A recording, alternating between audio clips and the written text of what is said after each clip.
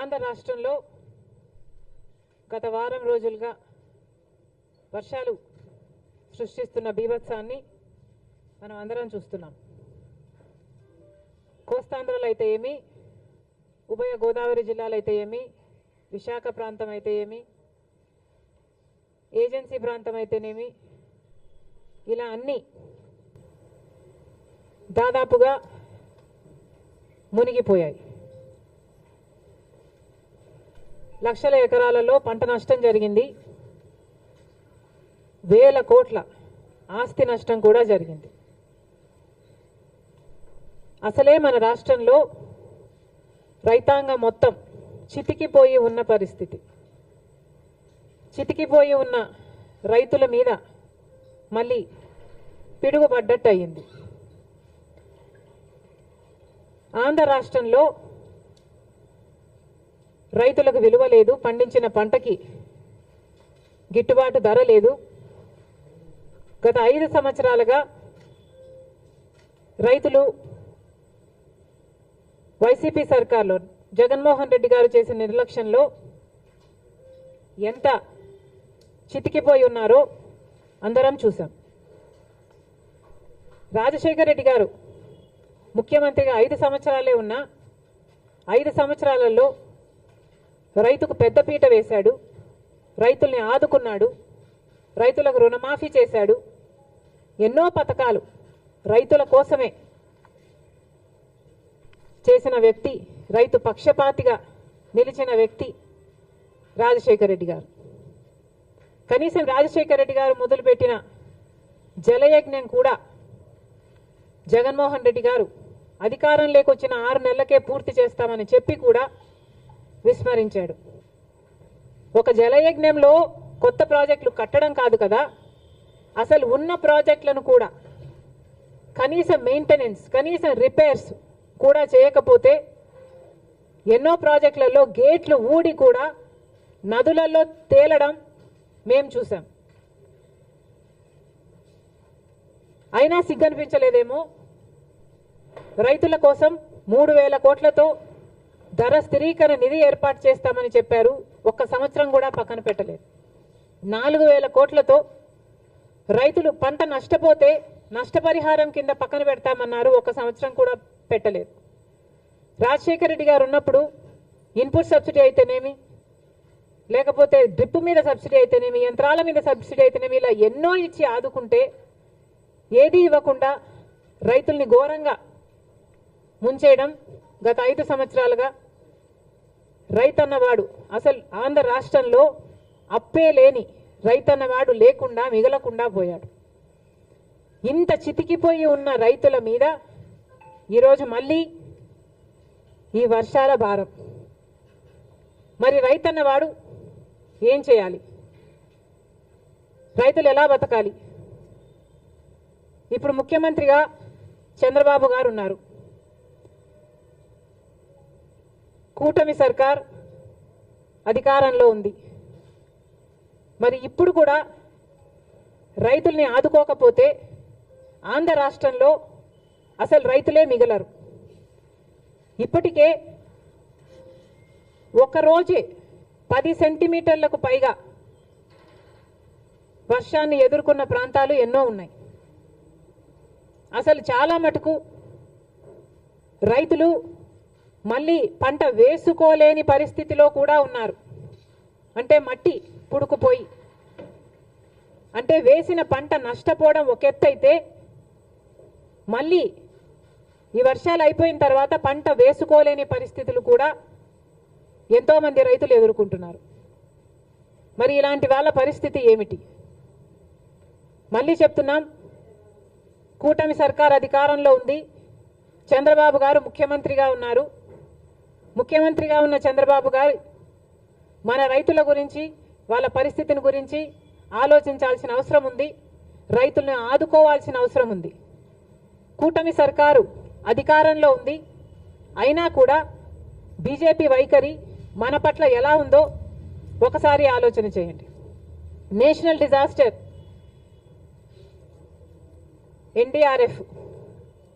NDRF బలగాలు మన రాష్ట్రాలకి ఎంతమంది వచ్చారు, ఎంతమందిని ఆదుకున్నారు? ఇదే వర్షాలు ఒకవేళ యూపీలోనో గుజరాత్లోనో పడితే అక్కడ ఎంతమంది బలగాలు ఉన్నారు? మన రాష్ట్రం అయితే ఎందుకు ఈ సవతి తల్లి ప్రేమ? ఇంకెన్నాళ్ళు? గత 10 సంవత్సరాలుగా బీజేపీ ప్రభుత్వం కేంద్రంలో అధికారంలో ఉండి కూడా మనకు ఒక్క మేలు కూడా చేయకపోగా ప్రతి విషయంలోనూ మోసం చేసుకుంటూనే వచ్చింది. మరి అలాంటి బీజేపీతో చంద్రబాబు గారు కూటమి కట్టారు. ఆ కూటమి ఇప్పుడు అధికారంలో ఉంది. మరి ఇప్పుడైనా మన రైతుల్ని ఆదుకోకపోతే మన రైతులు నిజంగానే చితికిపోతారు. దయచేసి చంద్రబాబు గారు దీన్ని ఒక మామూలు వర్షంగానో వర్షాకాలం వర్షంగానో చూడకుండా రాష్ట్ర విపత్తుగా దీన్ని పరిగణలోకి తీసుకొని ప్రతి రైతుకి ఏం కాంపెన్సేషన్ ఇస్తారు, ఎంతమంది రైతులు నష్టపోయారు, ఎన్ని ఎకరాలలో పంట నష్టం జరిగింది, ఎన్ని వేల కోట్ల ఆస్తి నష్టం జరిగింది, ఇవన్నీ వెంటనే లెక్కలు వేసి రైతులను ఆదుకోవాల్సిన అవసరం చంద్రబాబు గారికి ఉంది. చంద్రబాబు గారు పక్క రాష్ట్రంలో తెలంగాణ రాష్ట్రంలో రైతుల కోసం ఆ ప్రభుత్వం రుణమాఫీ కూడా చేయడానికి సిద్ధపడింది. మాకు చెప్పుకోవడానికి గర్వంగా ఉంది. అవతల తెలంగాణలో రేవంత్ రెడ్డి గారు ముఖ్యమంత్రిగా ఉన్నారు. కాంగ్రెస్ పార్టీ అధికారంలోకి వస్తే కాంగ్రెస్ పార్టీ రైతులకి రుణమాఫీ చేస్తుంది అని రాహుల్ గాంధీ గారు మీటింగ్ పెట్టి మరి ఎన్నికల ముందు చెప్పడం జరిగింది. ఆ వాగ్దానాన్ని ఈరోజు రేవంత్ రెడ్డి గారు నిలబెట్టుకోవడం జరిగింది. దాదాపు 40,000 రైతు కుటుంబాలను రుణ విముక్తుల్ని చేయడానికి సాహసం చేసింది రేవంత్ రెడ్డి గారి ప్రభుత్వం. ఒకప్పుడు రాజశేఖర్ రెడ్డి గారు ముఖ్యమంత్రిగా ఉండగా సోనియా గాంధీ గారి నాయకత్వంలో, మన్మోహన్ సింగ్ గారి నాయకత్వంలో దేశం మొత్తం మీద రుణమాఫీ చేసిన ఘనత ఒక్క కాంగ్రెస్ పార్టీది మాత్రమే. మళ్ళీ ఈరోజు రాజశేఖర్ రెడ్డి గారు రుణమాఫీ చేసినట్టుగానే అవతల తెలుగు ప్రజలకు రేవంత్ రెడ్డి గారు మళ్ళీ రుణమాఫీ చేయ తలపెట్టారు. అందుకు మనస్ఫూర్తిగా అభినందిస్తూ ఇక్కడ కూడా ఎందుకు చేయకూడదు అని చంద్రబాబు గారిని ప్రశ్నిస్తున్నాం. డబుల్ ఇంజన్ సర్కార్ అని మీరు అంటున్నారు. మరి కూటమి సర్కారు డబుల్ ఇంజన్ సర్కార్ అయినప్పుడు మన రైతుల్ని మీరు ఆదుకోవడంలో తప్పేముంది? మీ మేనిఫెస్టోలో లేకపోయి ఉండొచ్చు రుణమాఫీ, కానీ మన రైతుల పరిస్థితి ఏమిటో ఒకసారి కళ్ళు తెరిచి చూడాల్సిన అవసరం ఉంది. నిజంగానే మన రైతులు చితికిపోయి ఉన్నారు. అప్పు లేని వాడు లప్పు లేని రైతు లేనే లేడు ఈరోజు ఆంధ్ర రాష్ట్రంలో. ఏ రైతుని అడిగినా లక్షలలో అప్పుంది. రైతు పర్ క్యాపిటల్ డెట్ ఆంధ్ర రాష్ట్రంలో దేశం అన్నిట్లో అందరికంటే ఎక్కువ ఉంది. దాదాపు ప్రతి రైతుకి 2,50,000 రూపాయలు అప్పుంది. మరి ప్రభుత్వం ఆదుకోవాల్సిన అవసరం లేదా? ఏ ప్రభుత్వం అయితే ఈరోజు కేంద్రంలో అధికారంలో ఉందో ఆ ప్రభుత్వానికి ఆంధ్ర రాష్ట్రం నుంచి 25 ఎంపీలను, కూటమి ఎంపీలు 21 అయితే వైసీపీ ఎంపీలు 4, మొత్తం 25 మంది బీజేపీకే మద్దతు. అంటే 25 ఎంపీలను బీజేపీ ప్రభుత్వం వాడుకుంటుంది అధికారంలో ఉండడానికి. కానీ ఒక్కసారి కూడా ఒక్క మేలు కూడా గత 10 సంవత్సరాలలో చేసింది లేదు. ఇదే పరిస్థితే కేంద్రంలో ప్రభుత్వంలో ఉండడానికి మన ఎంపీలను వాడుకోవడం తప్ప మనకు ఒక్క మేలు కూడా చేసింది లేదు బీజేపీ. మరి అలాంటి వాళ్ళతో కూటమి కట్టారు చంద్రబాబు గారు. సరే, కడితే కట్టారు, అది మీ ఇష్టం. కానీ మన రైతులకు కూడా రుణమాఫీ చేయాల్సిన అవసరం ఉంది. మీరు వాళ్ళతో మాట్లాడతారో, బుజ్జకిస్తారో, ఒప్పిస్తారో, కొట్లాడతారో, ఏది చేసైనా సరే మన రైతులకు కూడా రుణమాఫీ చేసేటట్టు చంద్రబాబు గారు ప్రయత్నించాలని కాంగ్రెస్ పార్టీ డిమాండ్ చేస్తుంది.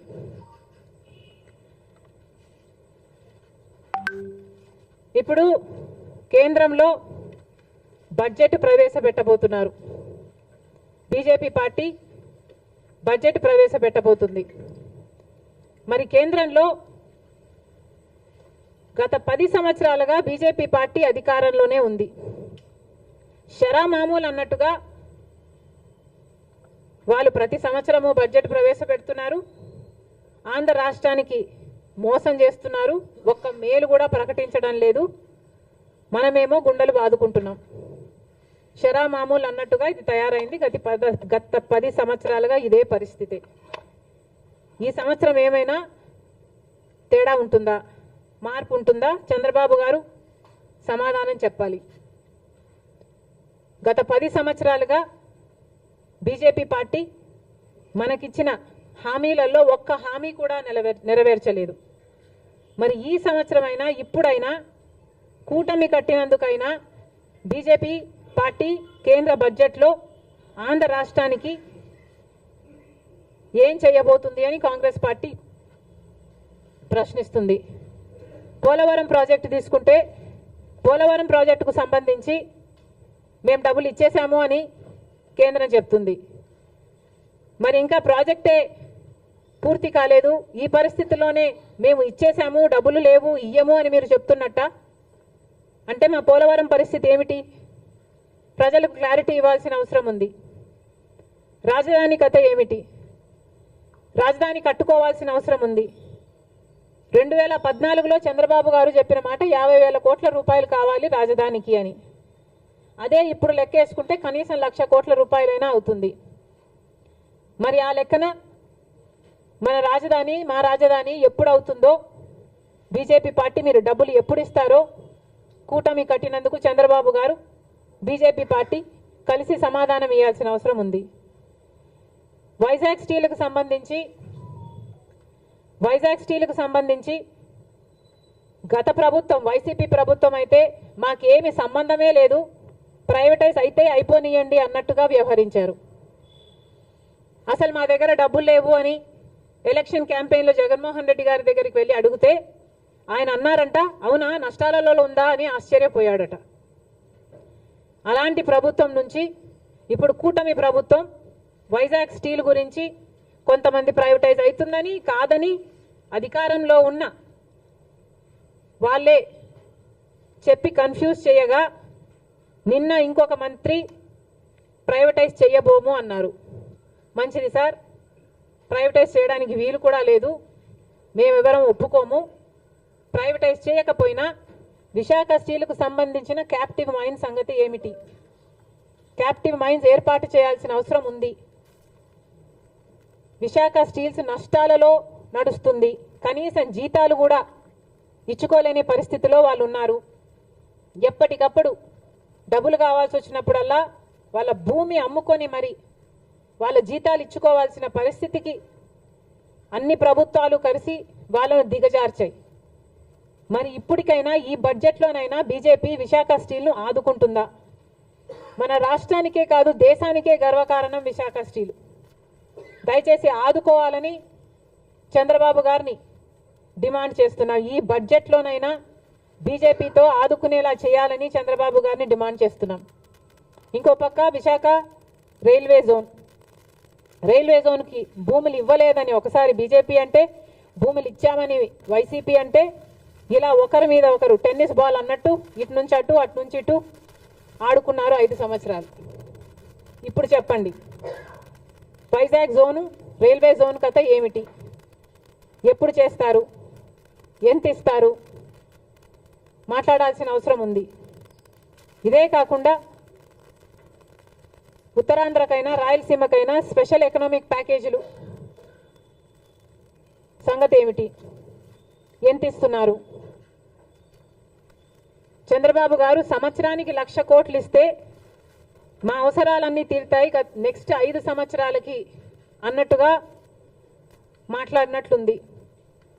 కానీ చంద్రబాబు గారిని ప్రశ్నిస్తున్నాం, సంవత్సరానికి 1,00,000 కోట్లు అంటే 5 సంవత్సరాలకు 5 లక్షల కోట్లు ఇస్తే ఎలా సరిపోతుందో చంద్రబాబు గారు ప్రజలకు వివరించాల్సిన అవసరం ఉంది. ఎందుకంటే కాంగ్రెస్ పార్టీ విభజన రోజున అన్ని హామీలకు మనీ ఈక్వివలెంట్ గా ట్రాన్స్లేట్ అయితే కనీసం 12 నుంచి 15 లక్షల కోట్ల రూపాయలు విలువ చేస్తాయి ఆంధ్ర రాష్ట్ర విభజన హక్కులు హామీలు అన్నీ కలిపి అని ఒక అంచనా వేస్తే చంద్రబాబు గారు మాత్రం సంవత్సరానికి 1,00,000 కోట్లు ఇవ్వండి మేము సర్దుకుంటాం అన్న రీతిలో మాట్లాడడం సబబేనా? మనకు రావాల్సిన డబ్బుల్లో, మన రాష్ట్రానికి రావాల్సిన డబ్బుల్లో ఏ ఒక్క రూపాయి అయినా మనం ఎందుకు పోగొట్టుకోవాలి? చంద్రబాబు గారు, బీజేపీ సమాధానం చెప్పాలి. స్పెషల్ ఎకనామిక్ ప్యాకేజెస్ కింద మీరు ఎంత ఇస్తున్నారో క్లారిటీ ఇవ్వాల్సిన అవసరం ఉంది ఈ బడ్జెట్లో. కడప స్టీల్ ఫ్యాక్టరీ ఇంకా మొదలే కాలేదు, ఎడారిలాగా ఉంది ఆ ప్రాంతం. మరి మీరు డబ్బులు ఇవ్వాలి. బీజేపీ పార్టీ బడ్జెట్లో ఏం కేటాయిస్తుందో దానికి కూడా క్లారిటీ ఇవ్వాలి. బీజేపీ పార్టీ ఇవన్నీ ఆంధ్ర రాష్ట్రానికి సంబంధించిన ఇవన్నీ ఒక ఎత్తైతే, ఇక ప్రతిసారి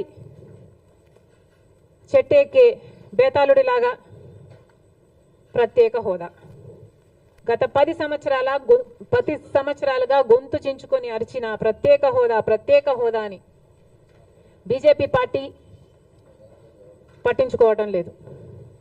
ఒకప్పుడు ఇదే ప్రత్యేక హోదా కోసం చంద్రబాబు గారు బీజేపీ పార్టీని విమర్శించి మట్టి తీసుకొచ్చారు, మా నోట్లో మట్టి కొట్టిపోయారు అని వ్యతిరేకించాడు. మరి అదే ప్రత్యేక హోదా గురించి మాట్లాడుతున్నాం. చంద్రబాబు గారు ప్రత్యేక హోదా గురించి ఏం చేయబోతున్నారో క్లారిటీ ఇవ్వండి. ప్రత్యేక హోదా లేకపోతే ఆంధ్ర రాష్ట్రానికి ఊపిరే లేనట్టు. ప్రత్యేక హోదా వస్తేనే మన బిడ్డల భవిష్యత్తు బాగుపడుతుంది. గత 10 సంవత్సరాలుగా చూసాము, మనకు ప్రత్యేక హోదా లేదు. ఈ ప్రత్యేక హోదా లేకపోవడం వల్ల కనీసం పట్టుమని కొత్తవి 10 పరిశ్రమలు కూడా రాలేదు ఆంధ్ర రాష్ట్రానికి. మరి ఇలాగే పోతే ఆంధ్ర రాష్ట్ర బిడ్డల భవిష్యత్తు ఏమైతుందో అందరూ ఆలోచించాల్సిన అవసరం ఉంది. ప్రత్యేక హోదా వస్తేనే మనకు రాయితీలు వస్తాయి, ట్యాక్స్ బెనిఫిట్స్ వస్తాయి, సబ్సిడీస్ వస్తాయి. ప్రత్యేక హోదా ఇచ్చిన రాష్ట్రాలలో వేల కొద్ది పరిశ్రమలు వచ్చాయి.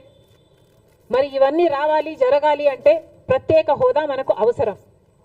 అలాంటి ప్రత్యేక హోదా కోసం ఏం చేస్తున్నారో, ప్రత్యేక హోదా కనీసం బీహార్ మాకు ప్రత్యేక హోదా కావాలి అని వాళ్ళ మీద ఒత్తిడి తెస్తుంది అని వింటున్నాం.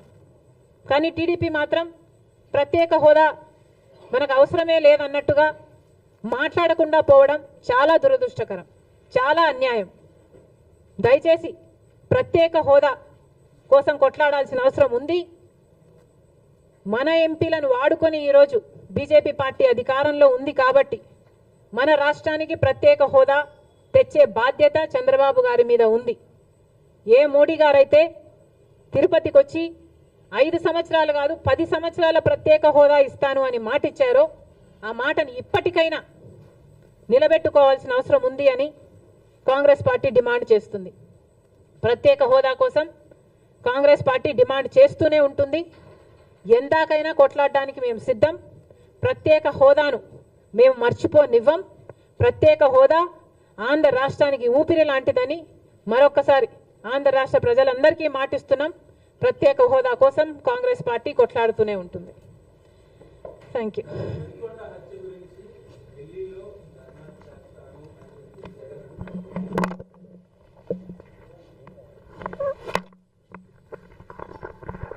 ఏది విత్తుతారో అదే కోస్తారు అని అంటారు. మరి జగన్మోహన్ రెడ్డి గారు హత్య రాజకీయాలు చేశారు, గొడ్డలి రాజకీయాలు చేశారు. హత్య చేయించిన వాళ్ళతో భుజాలు రాసుకొని తిరిగారు. సొంత చెల్లెళ్ళకే వెన్నుపోటు పొడిచారు. 5 కోట్ల మంది ఆంధ్ర రాష్ట్ర ప్రజలకు బీజేపీ పార్టీకి ప్రత్యేక హోదాను తాకట్టు పెట్టారు. ఈరోజు జగన్మోహన్ రెడ్డి గారు ఢిల్లీలో ధర్నా చేస్తారా? ప్రత్యేక హోదా కోసం ఎందుకు చేయలేదండి ధర్నాలు? 5 సంవత్సరాల మీద అధికారంలో ఉన్నారు కదా, మరి ఢిల్లీలో మీరు ప్రత్యేక హోదా కోసం ఎన్నిసార్లు ధర్నాలు చేశారు? ప్రత్యేక హోదా అసలు ఊసే లేకుండా చేశారు కదా. ప్రత్యేక హోదా గురించి మీరు ఏ రోజు పట్టించుకోలేదు, పోలవరం గురించి మీరు ఏ రోజు పట్టించుకోలేదు, రాజధాని గురించి అని చెప్పి 3 రాజధానులను కన్ఫ్యూజ్ చేశారు. ఆఖరికి కడప స్టీల్ ఫ్యాక్టరీని కూడా మీరు పట్టించుకోలేదు. విశాఖ స్టీలు మన రాష్ట్రానికే తలమానికం అయినా అమ్మేస్తామన్నా కూడా పట్టించుకోలేదు. ఈరోజు మాత్రం ఢిల్లీకి వెళ్ళి ధర్నా చేస్తారట. మీ కార్యకర్తను చంపేస్తే ఢిల్లీకి వెళ్ళి మీరు ధర్నా చేస్తున్నారే, మరి మీ సొంత చిన్నాన్నను చంపేసినప్పుడు మీరు ఢిల్లీలో ఎందుకు ధర్నా చేయలేదు న్యాయం కోసం? జగన్మోహన్ రెడ్డి గారు సమాధానం చెప్పాలి. ఒకవైపు ఇక్కడ అసెంబ్లీ జరుగుతుంది. అసెంబ్లీ జరుగుతున్న సమయంలో మీరు అసెంబ్లీలో ఉండకుండా ఉండే ధైర్యం మీకు లేక ఇలా సాకులు వెతుక్కొని మీరు ఢిల్లీ వెళ్తామంటున్నారే. అంటే అసెంబ్లీలో ఏ బిల్లు ప్రవేశపెట్టినా అది ప్రజలకు వ్యతిరేకమైన అది పాస్ అయిపోవాలనా? మీరు ఉన్నదే 11 మంది. కనీసం ఆ బిల్స్ మీద డిస్కషన్ మీకు అవసరం లేదా? మీరు కొట్లాడాల్సిన అవసరం లేదా? ఏం ఆలోచన చేస్తున్నారు జగన్మోహన్ రెడ్డి గారు? అసలు ఈ వెనుకొండలో జరిగిన హత్య కూడా పొలిటికల్ మర్డర్ ఇది కానే కాదు, ఇది వ్యక్తిగత మర్డర్ అని కూడా అంటున్నారు కదా. మేము ఏదో సాక్షి మీడియానో లేకపోతే టీడీపీ మీడియానో పట్టుకొని మాట్లాడడం లేదు. మా ఎంక్వైరీలు మేము చేసుకొని న్యూట్రల్ మీడియాతో లోకల్గా మేము మాట్లాడిన తర్వాత మేము వచ్చిన కన్క్లూషన్ ఏమిటి అంటే ఇది వ్యక్తిగత మర్డర్. మొన్నటి వరకు కూడా హత్య చేసిన వాళ్ళు, హత్య గురైన వాళ్ళు ఇద్దరూ వైసీపీతోనే ఉన్నారు. మరి అలాంటప్పుడు ఇది పొలిటికల్ మర్డర్ ఎలా అవుతుంది? ఈ పొలిటికల్ మర్డర్ అని మీరు చెప్పి మీరు ఢిల్లీకి వెళ్ళి ధర్నా చేస్తున్నారా? దేనికి? మీ ఉనికి కాపాడుకోవడం కోసం, మీ పార్టీ కోసం అని చెప్తున్నారు. ప్రజలు ఏం ఆలోచిస్తారు? ఈరోజు వరదలు వస్తున్నాయి మన రాష్ట్రంలో, వారిని వెళ్ళి పరామర్శించాలని మీకు అనిపించలేదు. కానీ వ్యక్తిగత మర్డర్లో మీ పార్టీకి సంబంధించిన ఇద్దరు కొట్టుకొని చచ్చిపోతే ఈరోజు మీరు ఢిల్లీకి వెళ్ళి ధర్నా చేస్తారా? ప్రజల కోసం మీరు ఎందుకు నిలబడలేదు? మీ పార్టీ వాళ్ళు ఓటేస్తే మీరు గెలిచారా? మీ పార్టీ వాళ్ళ కోసమే మీరు ముఖ్యమంత్రి అయ్యారా? 5 సంవత్సరాలుగా మీరు ప్రజల కోసం పనిచేయలేదు, కానీ ఈరోజు ఢిల్లీకి వెళ్ళి ధర్నా చేస్తారట. సిగ్గుండాలి కదా. కానీ ఈ విషయంలో పోలీసులను కూడా అడుగుతున్నాం. నడి రోడ్డు మీద ఇలా హత్యలు చేసుకుంటుంటే పోలీసులు ఏం చేస్తున్నారు? ఆంధ్ర రాష్ట్ర పోలీసులుగా మీ బాధ్యత కాదా లా అండ్ ఆర్డర్ మెయింటైన్ చేయడం? ముఖ్యమంత్రి గారు, డిప్యూటీ ముఖ్యమంత్రి గారు చంద్రబాబు గారు, పవన్ కళ్యాణ్ గారిని కూడా ప్రశ్నిస్తున్నాం. మీ హయాంలో నడి రోడ్డు మీద ఇలా మర్డర్లు జరిగితే మీరు బాధ్యులు కారా? మీకు ఆపాల్సిన బాధ్యత లేదా? లా అండ్ ఆర్డర్ ఉన్నట్టా చచ్చిపోయినట్టా మన రాష్ట్రంలో? మళ్ళీ చెప్తున్నాం, మీరు జోక్యం చేసుకోండి, ఇలాంటివి కాకుండా చూసుకోండి. పోలీసులు కూడా అప్రమత్తంగా ఉండాలి. ఈ లా అండ్ ఆర్డర్ సిచ్యువేషన్ని కంట్రోల్ చేయాల్సిన బాధ్యత పోలీసులకు ఉంది, ముఖ్యమంత్రికి ఉంది, డిప్యూటీ చీఫ్ మినిస్టర్కి ఉంది. దయచేసి మళ్ళీ ఇలాంటివి జరగకుండా చూడండి. Thank you.